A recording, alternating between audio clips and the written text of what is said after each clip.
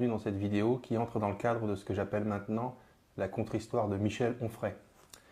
Aujourd'hui, nous allons nous intéresser à une vidéo que nous avons pu voir sur internet qui montre un Michel Onfray dans un rôle très différent de celui qu'on lui connaît habituellement dans les médias où il a désormais toutes ses entrées, où chaque nouvelle sortie d'un de ses livres lui permet de faire la tournée des plateaux télé et donc d'assurer à sa production une promotion fulgurante, ce qui lui permet d'ailleurs d'enregistrer régulièrement des succès de librairie importants. Dans cette vidéo, on voit Michel Onfray s'opposer à la présence sur la même estrade que lui d'un jeune auteur, Michael Parer, coupable d'un odieux crime de lèse-majesté puisqu'il a commis un livre pour critiquer Onfray, notamment en lui reprochant d'être une imposture intellectuelle. Je n'ai pas personnellement lu ce livre encore, je sais simplement qu'il s'agit a priori d'un auteur qui dénonce Onfray en le doublant sur sa gauche. Quoi qu'il en soit, le grand philosophe des libertés individuelles qu'est Michel Onfray n'a guère apprécié qu'on lui fasse subir l'odieuse présence d'un auteur critique, et il a fait savoir en ces termes. Revoyons la vidéo ensemble. Ma compagne a un cancer avec métastase. Je pourrais être avec elle, je devrais être avec elle. Je suis avec vous. J'avais juste prévu ça, parce que pour l'amitié, etc. Je fais des signatures, j'apprends qu'à 2 tables de moi, il y a quelqu'un qui a écrit un livre qui s'appelle Michel Onfray, une imposture, ou quelque chose comme ça. C'est moi. C'est vous. Mais je ne vous demande pas de confirmer, hein. Ni ça ni le reste. Donc je confirme. Non, mais de toute façon, ça va. Je voulais juste vous dire qu'on a le droit d'écrire des choses comme ça. Monsieur est éditeur, très bien. Moi, j'ai juste le droit de dire que je reprends un avion pour retrouver ma compagne et que la table ronde se fera avec ces messieurs, mais sans moi. Merci beaucoup.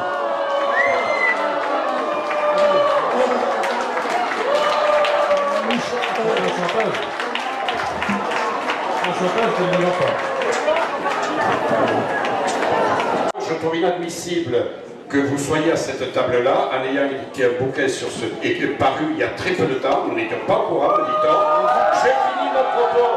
Je finis mon propos. Voilà. Vous avez le droit d'écrire dans ce pays. Vous avez tout à fait le droit d'écrire. Le droit de m'exprimer. Mais vous avez parfaitement le droit de vous exprimer, mais vous avez surtout le droit de nous prévenir. Voilà. Voilà. Et moi, je ne souhaite pas un débat contradictoire ici entre Monsieur Parer et Monsieur Onfray. Voilà. Donc moi, ce que je vous propose, monsieur, je vais vous demander de nous laisser. Et donc, j'ai fini mon propos. Et je souhaite qu'Alain Légoni vienne à la table et participer à un débat avec Michel Onfray. Voilà. Mais ici, vous êtes venu faire un coup. Ce que je vous propose, j'ai l'habitude de me faire insulter, je ne suis pas contre ça, ça fait partie de l'exercice de la démocratie. Donc simplement 2 poids 2 mesures. Et moi je ne débat pas avec des gens qui estiment que je suis un imposteur. Qui remplit la salle? Non, moi. Donc, dis simplement. Donc plusieurs choses à dire sur cette scène surréaliste et affligeante. Premièrement, il y a de quoi être surpris par le premier argument avancé par Onfray pour engager sa défense. Sa femme est atteinte d'un grave cancer, mais Onfray aime tellement l'érudition et la philosophie que malgré ça, il se rend quand même à cette rencontre. Le premier argument de Onfray est donc d'ordre émotionnel. Il prend l'auditoire à témoin en ne s'adressant pas à sa raison, mais à ses émotions, en lui demandant de bien vouloir pleurer sur son sort et sur celui de sa femme.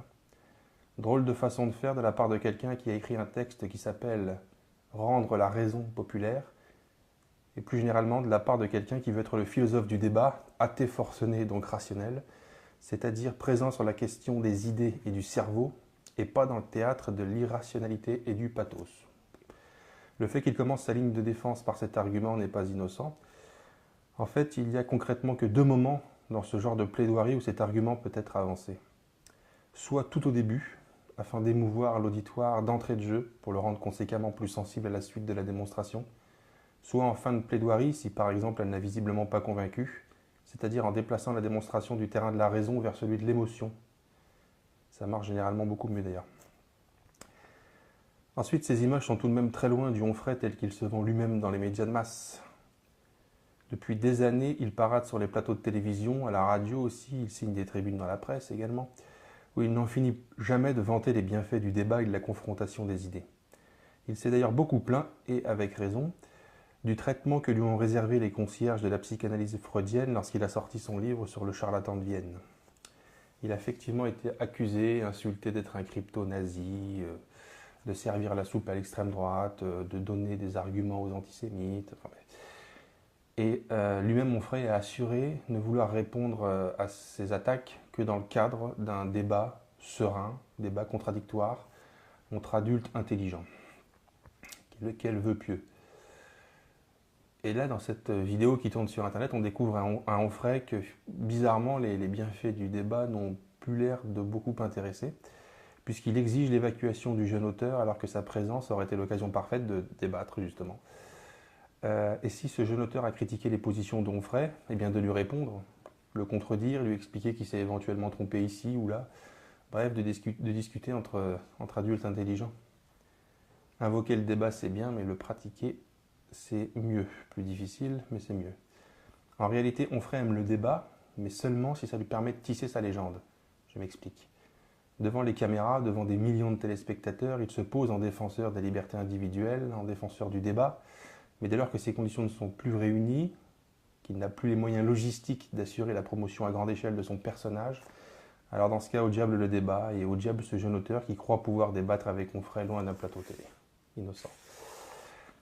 Ici, dans cette scène, Onfray se comporte comme un grossier personnage, du fait du chantage affectif d'abord, en parlant de sa femme malade, puis en lançant un ultimatum grotesque du type « c'est lui ou c'est moi ». Maintenant, je quitte cette estrade, ce qu'il fait d'ailleurs, puis il revient 30 secondes plus tard. C'est clair que l'image du grand philosophe qu'il nous a donné dans les médias, on en est bien loin. Pourtant, avant d'être un habitué des médias, Onfray s'est trouvé dans la position de paraire, c'est-à-dire dans la position de quelqu'un qui a un autre discours que celui qui domine, qui a d'autres choses à dire, et à dire autrement. Toute sa démarche sur la contre-histoire de la philosophie, c'est ça, c'est en appeler à l'attention des gens pour leur faire entendre un autre son de cloche. Ça n'a pu se faire que parce que le système, dont il était alors à la périphérie seulement, lui a ouvert une porte pour l'intégrer en son sein. L'ancien rebelle est devenu une starlette capricieuse qui n'accepte plus de débattre qu'en présence d'une caméra de télévision. Lui, l'ancien protestataire, qui a eu des mots très durs à l'égard des médias, a rejoint la grande famille et maintenant qu'il est solidement ancré dans ses réseaux, il snob et il fait expulser de jeunes auteurs qui ont le mauvais goût d'égratigner le maître. Si ça, c'est pas de l'embourgeoisement, c'est quand même très bien imité. C'est d'autant plus fâcheux que dans un livre publié en 1997 sous le titre « Politique du rebelle, traité de résistance et d'insoumission », en page 57 de la version poche, il écrivait ceci. Donc je vais vous le lire parce que ça vaut vraiment son pesant de cacahuètes. Il se pose la question de ce qui peut sauver en gros les pauvres masses opprimées par le capitalisme. Donc il fait un petit peu le listing de tout, la famille, non, etc. Puis il en vient à la télévision. Qu'on ose à ce sujet écouter aux deux extrémités de la réflexion politique, chez Karl Popper et chez Pierre Bourdieu, des pensées exprimant tout ce que l'on doit à cet instrument qui pourrait être formidable, il parle de la télévision, de triomphe du pire quand la seule loi du marché détermine son fonctionnement. Nouvelle religion et seul hypothétique moyen aujourd'hui d'un reste de lien social, elle est devenue véhicule de trivialité, de pensées débiles, d'intérêts vils. Les jeux, les livres et les disques, les films et les politiciens à promouvoir sur le marché, d'autant plus célébrés qu'ils accélèrent le mouvement vers le pire et ne présentent aucun danger pour la machine elle-même. Bon. Pas mal, hein. Il n'a pas tort. D'ailleurs, je crois qu'on ne peut pas rêver meilleure définition pour évoquer par exemple les émissions de Canal+, ou les émissions de Laurent Ruquier, où Onfray parade pourtant régulièrement pour présenter son dernier livre, à côté de telle star du porno qui a sorti un disque, tel ministre qui vient nous raconter comment il s'est sorti de sa dernière mise en examen, ou comment il veille à entraver la prochaine, parce qu'il le fait aussi souvent, pas mal. À côté aussi du comique pas drôle mais à la mode, d'une actrice botoxée qui va nous révéler en fin d'émission, à notre grande surprise, que la paix c'est mieux que la guerre, et puis que l'eau ça mouille aussi. Bref, une espèce de brassage où le pire côtoie le pire. Ça donne une espèce de bouillie dégueulasse où effectivement, Onfray avait raison de le dire en 97, ça fait le lit de la débilité de masse, incontestablement. Onfray l'écrivait il y a une quinzaine d'années. L'ennui, c'est qu'entre-temps, il est devenu l'un des incontournables de cette télévision dramatique. Et c'est même sous son patronage et sous son patronage uniquement qu'il accepte de débattre maintenant. Effectivement, c'est plus rentable pour lui que dans une salle des fêtes sans journaliste. Autre élément, est-ce que Michel Onfray serait susceptible? Parce que dans cette vidéo, on le voit se plaindre d'avoir été traité d'imposteur. C'est effectivement le titre du livre de Parer. Et il semble s'émouvoir d'une telle qualification, qu'il trouve nécessairement fausse évidemment, et fait de cette fausseté un argument qui valide son refus d'en débattre. Quel culot de la part de quelqu'un qui a la main très lourde au niveau des qualifications. Il a même réussi à faire de Freud, psychanalyste juif, il a réussi à en faire un crypto-nazi. Il faut lire son livre, il faut le voir. Un ami des fascistes. Ce sont d'ailleurs les termes qu'il utilise pour établir un schéma binaire du bien et du mal, en n'hésitant pas à jeter un peu tout le monde et n'importe qui dans la colonne du mal. Qui plus est, les gens dont il parle sont morts. Ils ne peuvent plus se défendre. Lui, Onfray, il est vivant. Il peut se défendre. Qu'il le fasse avec des arguments et de la raison, puisque c'est sa grande marotte, au lieu d'exiger qu'on expulse physiquement l'adversaire. La scène dont on parle et dont on a vu un extrait est d'autant plus dérangeante que tout ça, ça se passe en compagnie d'une autorité publique. Il y a le maire de quelque chose qui est sur l'estrade avec lui.